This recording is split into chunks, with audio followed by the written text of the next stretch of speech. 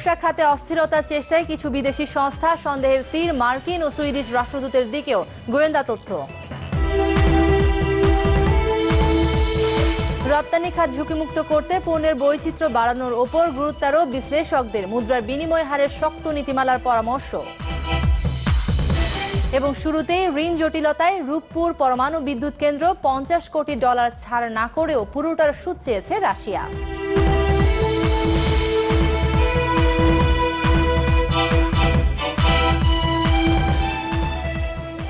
Bless lighting solution business 24-এ স্বাগত জানাচ্ছি। আমি সুপর্ণা বড়ুয়া অ্যানি। শুনছিলেন শিরোনাম, এবার বিস্তারিত।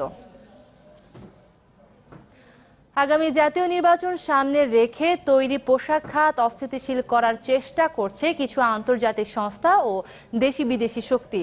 সম্প্রতি সরকারকে এমন প্রতিবেদন দিয়েছে একটি গোয়েন্দা সংস্থা, যাতে 3টি বিদেশি সংস্থা এবং ঢাকায় নিযুক্ত মার্কিন ও সুইডেনের রাষ্ট্রদূতের কর্মকাণ্ডকে সন্দেহজনক উল্লেখ করা হয়েছে। স্বরাষ্ট্রমন্ত্রী বলছে, চক্রান্তকারীদের ওপর আগে থেকেই নজরদারি আছে। রাশেদ নিজামের বিশেষ রিপোর্ট।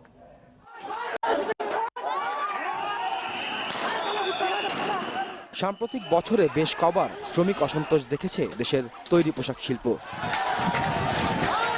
দেখা গেছে রাস্তা বন্ধ করে আন্দোলন, কারখানা ভাঙচুর, আগুন দেয়া ও শ্রমিক গ্রেপ্তারের মতো ঘটনা।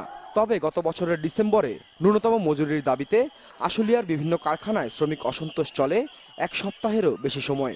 বন্ধ করে দেয়া হয় শখানেক পোশাক কারখানা। বিভিন্ন অভিযোগে দায়ের করা মামলায় গ্রেপ্তার হন শ্রমিক নেতা, সাংবাদিক সহ প্রায় অর্ধশত। আশুলিয়ার ওই শ্রমিক অসন্তোষের কারণ ও এর পরবর্তী অবস্থা বিশ্লেষণে গত কয়েক মাসে বেশ দৌড়ঝাঁপ দেখা গেছে প্রশাসনে। সম্প্রতি সরকারের বিভিন্ন মহলে প্রতিবেদন পাঠায় দেশের একটি বিশেষ গোয়েন্দা সংস্থা। সেখানে জানুয়ারি থেকে মার্চ পর্যন্ত 3টি আন্তর্জাতিক সংস্থা এবং সুইডেন ও মার্কিন রাষ্ট্রদূতের কিছু কর্মকাণ্ডের বিষয় তুলে ধরা হয়। We're all working on behind the scenes to strengthen worker rights. 4 পৃষ্ঠার সেই প্রতিবেদনটির শুরুতে বলা হয়, আশুলিয়ার অসন্তোষের পরে পোশাক খাতে বিদেশি এনজিও এবং শ্রমিক সংগঠনের তৎপরতা বেড়ে যায়। জানুয়ারির শেষে ইন্ডাস্ট্রিয়াল গ্লোবাল ইউনিয়নের সাধারণ সম্পাদক অপূর্ব কাইওয়ারের বাংলাদেশে অবস্থানকালীন ধানমন্ডিতে সভা, ওই মাসেই দ্য সলিডারিটি সেন্টারের কান্ট্রি ডিরেক্টর আলেঞ্জো সুসনের সাথে ইন্ডাস্ট্রিয়াল বাংলাদেশ কাউন্সিলরের কয়েক দফা বৈঠক এবং দ্য ওয়ার্ল্ড ট্রেড ইউনিয়ন ফেডারেশনের সাধারণ সম্পাদক কমরেড জর্জ মাভরিক্সের ফেব্রুয়ারির শুরুতে বাংলাদেশ সফরের কথা উঠে এসেছে গোয়েন্দা প্রতিবেদনে। এছাড়াও 8 মার্চ ঢাকা রিপোর্টার্স ইউনিটিতে সুইডিশ রাষ্ট্রদূত জোহান ফ্রিশেলের আলোচনা সভার ব্যাপারে তথ্য দেয়া হয়। এর পরদিন আশুলিয়ায় মার্কিন রাষ্ট্রদূত মার্শিয়া বার্নিগাটের সাথে বাংলাদেশ গার্মেন্টস অ্যান্ড ইন্ডাস্ট্রিয়াল শ্রমিক ফেডারেশন ইউনিয়নের রুদ্ধদ্বার বৈঠকের বিষয় তুলে ধরা হয়। বৈঠকে শ্রমিক নেতাদের আর্থিক সহায়তার আশ্বাস দেওয়া হয়। জানানো হয়, আশুলিয়ায় অসন্তোষ মামলার আসামি 34 শ্রমিক নেতাকে আইনি সহায়তার নামে 12 লাখ টাকা করে দেয়ার। প্রতিবেদনে সুপারিশ করা হয়, নির্বাচন সামনে রেখে সরকারকে চাপে ফেলতে দেশি বিদেশি চক্র গার্মেন্টস শিল্পে অস্থিরতা তৈরির চেষ্টা করছে। মার্কিন রাষ্ট্রদূতের সাথে শ্রমিক নেতাদের ঘন ঘন বৈঠক উদ্বেগজনক। আইনি সহায়তার নামে আর্থিক সহায়তা আন্দোলন উৎসাহিত করতে পারে। প্রতিবেদনের বিষয়ে যোগাযোগ করা হলে এমন কোনো তৎপরতার কথা উড়িয়ে দেন বাংলাদেশ সেন্টার ফর ওয়ার্কার্স সলিডারিটির নির্বাহী পরিচালক। ইন্টারেস্টিং না, আমার এরকম কিছু জানা নাই যে এরকম কথা কে বলতেছে। আমরা কাজ করতেছি হচ্ছে এরকম আন্ডারস্ট না হয়ে সেটা কিভাবে আরো কনস্ট্রাকটিভ ওয়েতে ওয়ার্কাররা তাদের রাইটস নিয়ে কথা বলতে পারে বা তাদের দাবি নিয়ে কথা বলতে পারে।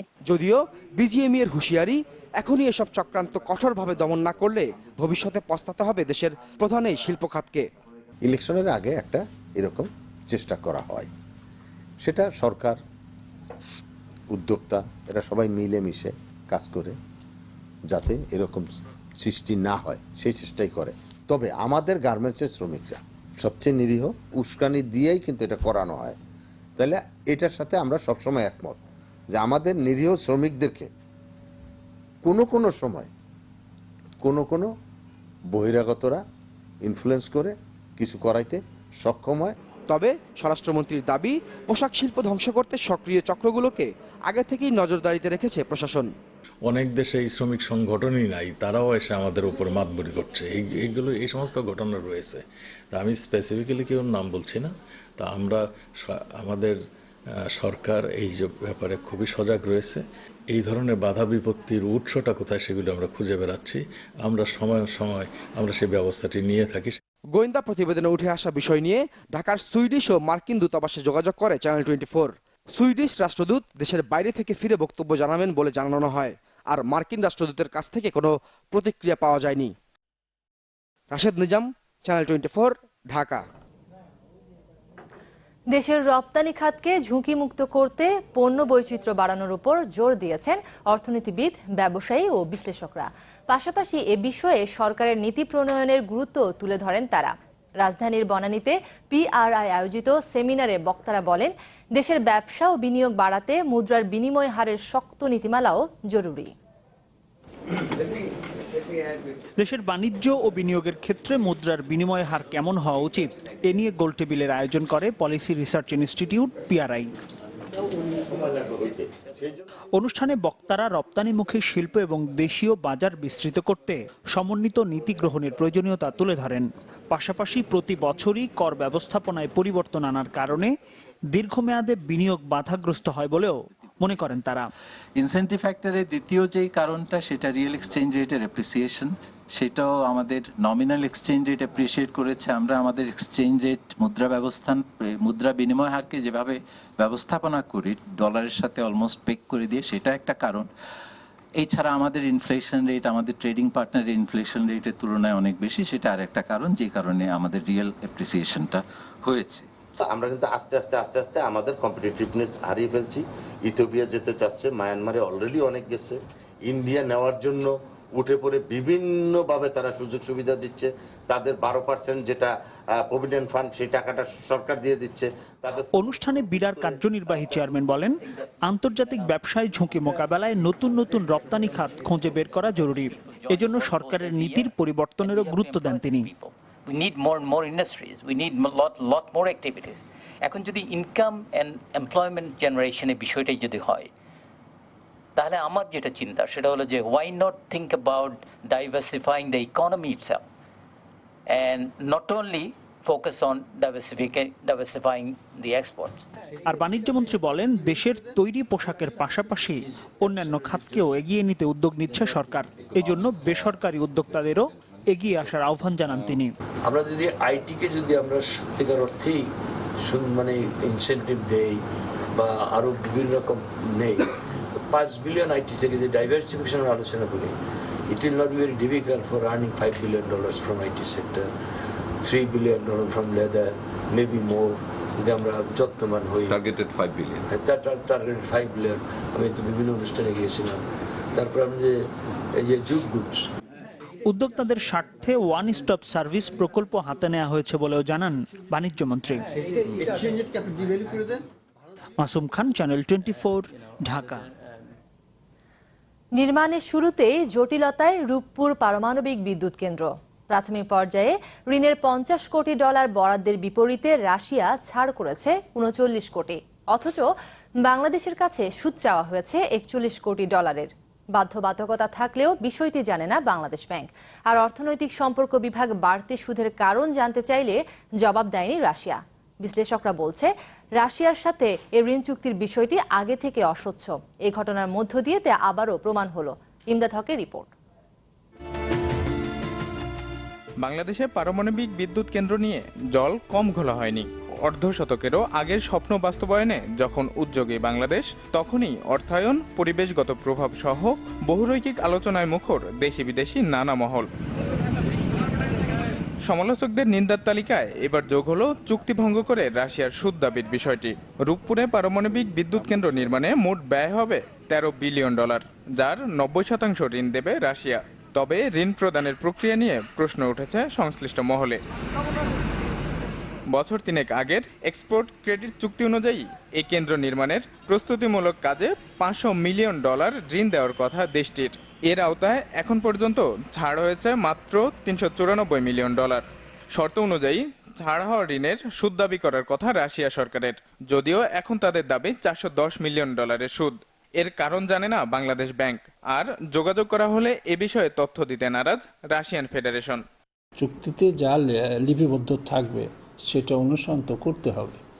এটা করার কথা না, করতে পারারও কথা না। সরকার সেটি শুনবে কেন? সরকারের কোনো বৈধ কারণ ছাড়া, লিখিত শর্ত ছাড়া নির্দিষ্ট সময়ের আগে টাকা চেয়ে ফেলবে, এটা তারাও করতে পারে না। আবার প্রকল্পের আর্থিক অগ্রগতি হওয়ার কথা ৭৯%, অথচ হিসাব দেখানো হয়েছে 15% বেশি। হিসাব মেলাতে উন্মুক্ত ঋণপত্রের হিসাব সংযুক্ত করা হয়েছে বলে দাবি প্রকল্প পরিচালকের। পুরো প্রক্রিয়া আর্থিক সুশাসনের অন্তরায় বলে মন্তব্য বিশেষজ্ঞদের। যদি আমি টাকা নেই তাহলে তো আমার একটা ইন্টারেস্ট কিওর্ড হয়, সেখানে টার্মস থাকে, কত বছর পরে ইন্টারেস্ট দেওয়া শুরু করব, সবই লেখা থাকে। প্রথমত আমি মনে করছি এই শর্তের মধ্যে ঘাটতি আছে। দ্বিতীয় হচ্ছে যে যেই শর্ত তারা বলছে তার সাথে সেটাকে আবার অতিরঞ্জিত করে এক ধরনের অস্বচ্ছতার মাধ্যমে, প্রতারণার মাধ্যমে বাংলাদেশের কাছ থেকে অর্থ আদায়ের প্রচেষ্টা হচ্ছে। কোনো অবস্থায় আমাদের কর্তৃপক্ষ, বাংলাদেশ কর্তৃপক্ষ কোনো অবস্থায় এটা মেনে নেওয়ার কোনো সুযোগ নেই। তবে এই বিষয়ে ক্যামেরার সামনে কথা বলতে রাজি হননি প্রকল্প বা অর্থনৈতিক সম্পর্ক বিভাগের কোনো কর্মকর্তা। Imdad Haque, channel 24, Dhaka. Blaze lighting solution business 24-এ নিচ্ছে একটা বিরতি, ফিরছি একটু পরে, সাথেই থাকুন।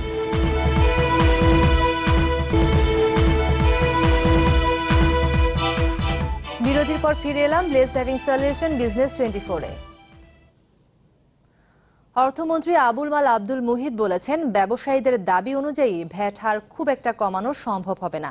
তবে তাদের ৮০ লাখ টাকার বেশি টার্নওভার হলে যে উচ্চ হারে ভ্যাট দিতে হয় সে সীমা বাড়িয়ে ১ কোটির উপরে নিয়ে যাওয়া হবে। সচিবালয়ে জাইকা প্রেসিডেন্ট সিনিচি কিতাওয়াকার সাথে বৈঠক শেষে সাংবাদিকদের সাথে তিনি এসব তথ্য জানান। অর্থমন্ত্রী বলেন, 15% থেকে 1% ভ্যাট হার কমালে প্রায় ৮,০০০ কোটি টাকা ভ্যাট কমবে। তাই খুব একটা ভ্যাট হার কমানো সম্ভব হবে না। আর একাধিক ধাপেও ভ্যাট আদায় সম্ভব হবে না, কারণ এতে সফটওয়্যার জটিলতায় আইনের বাস্তবায়ন পিছিয়ে যাবে।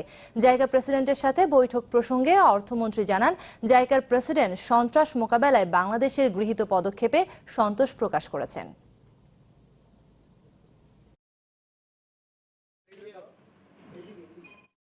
এটা সস্তি অবস্থায় থাকবেন আপনারা। So it can be by other means, that's the level of relief অন্য খানে বাড়াতে পারি। এখন দেখছি যে ওই যে রেট কমানো খুবই কষ্টকর, আর বিশেষ করে যারা চিৎকার করে তাদের ওই ১ কোটি টাকার উপরে হলে তাদের আর অত চিৎকার করার সুযোগ কমে যাবে। রাজস্ব কার্যক্রমকে গতিশীল করতে এবার ধর্মীয় প্রতিষ্ঠানের সহযোগিতা চাইলেন এনবিআর। বুধবার এনবিআর কার্যালয়ে রাজস্ব বোর্ডের সাথে ধর্ম মন্ত্রণালয় ও একাধিক ধর্মীয় সংগঠনের সাথে অংশীদারিত্ব বিষয়ক মতবিনিময় সভায় সহযোগিতার আহ্বান জানান এনবিআর চেয়ারম্যান। বলেন, রাজস্ব দেয়া যে একজন নাগরিকের নৈতিক দায়িত্ব, সে বার্তা পৌঁছে দিতে এনবিআর শিগগিরই পুস্তক প্রকাশ করবে। মসজিদ, মন্দির, গির্জাসহ বিভিন্ন উপাসনালয়ের গুরু ও নেতৃবৃন্দ এ কাজে ভূমিকা রাখতে পারে বলে জানান এনবিআর চেয়ারম্যান। অনুষ্ঠানে মুসলিম, হিন্দু, বৌদ্ধ ও খ্রিস্টান এমন 4 ধর্মের ধর্মগুরু ও নেতারা অংশ নেন। ইসলামী ফাউন্ডেশনের মহাপরিচালক বলেন, ধর্মীয় অনুশাসন মেনে মুসলমানরা যেমন জাকাত পরিশোধ করেন, তেমনি নৈতিক দায়িত্ব থেকে সবাইকে কর পরিশোধের বিষয়ে উদ্বুদ্ধ করতে হবে।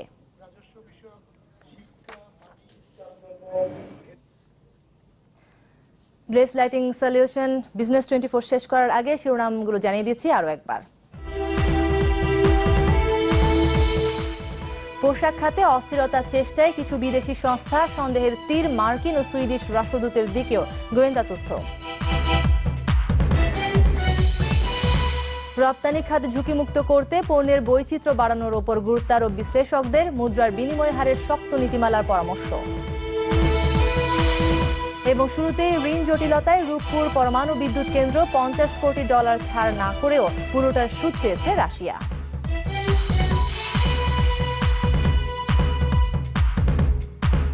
ব্লেজ লাইটিং সলিউশন বিজনেস 24-এর এখনকার আয়োজন এতটুকুই। এতক্ষণ সাথে থাকার জন্য সবাইকে অসংখ্য ধন্যবাদ।